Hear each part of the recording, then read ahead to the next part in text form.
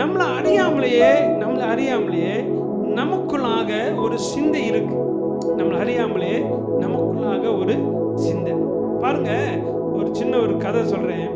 ஒரு வீட்டில் ஒரு அம்மா என்ன செஞ்சாங்களாமா, தன்னோட பையனை அனுப்பி சாயங்காலம் ஆயிடுச்சு, இருட்டு போற நேரம் ஆயிடுச்சு, மழை பெய்யுதுப்பா, நீ போய் என்ன செய், வெளியே காஞ்சிட்டு இருக்கிற துணியெல்லாம் என்ன செய் இருக்கு, எடுத்துட்டு வா என்று சொல்லி அவங்க அம்மா என்ன செய்யறாரு, அனுப்புறாங்க. அந்த அம்மா அவனும் ஓடி போய் என்ன செய்யறான், எல்லா துணியும் என்ன செய்யறான், வேகமா இழுத்து வரான்.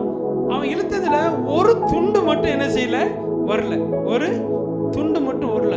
இவன் பயந்துட்டான். இவன் என்ன பயந்துட்டான். இருட்டு நேரமாச்சா, இருட்டாயிருச்சு, துண்டு இழுக்கிறான், துண்டு என்ன செய்யல, வரலன்னு இவன் பயந்து போய் அம்மா கிட்ட வந்து, அம்மா நான் துண்டு இழுக்கிறேன், அந்த பக்கம் பேய் துண்டு இழுத்துட்டு இருக்கு அப்படின்னா.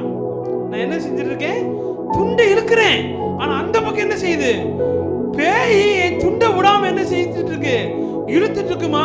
ஐயோ பேய் வந்துருச்சுமா அப்படின்னா. அவங்க அம்மா சொன்னாங்க, டேய் பேயெல்லாம் இல்லடா, போய் துண்டை எடுத்துட்டு வாடா. இல்லம்மா நான் வரலன்னு.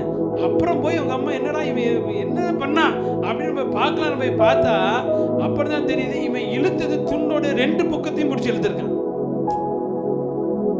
துண்டோட என்ன செஞ்சிருக்கான், 2 பக்கத்தையும் பிடிச்சி என்ன செஞ்சிருக்கான், 2 பக்கத்தையும் பிடிச்சி இழுத்தா வருமா துண்டு, வரவே வராது.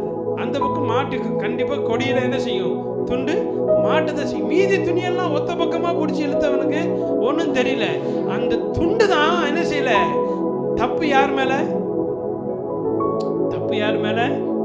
அவன் மேலதான். அவன் ஒத்த சைடு பிடிச்சி இழுத்திருந்தா துண்டு வந்திருக்கும்.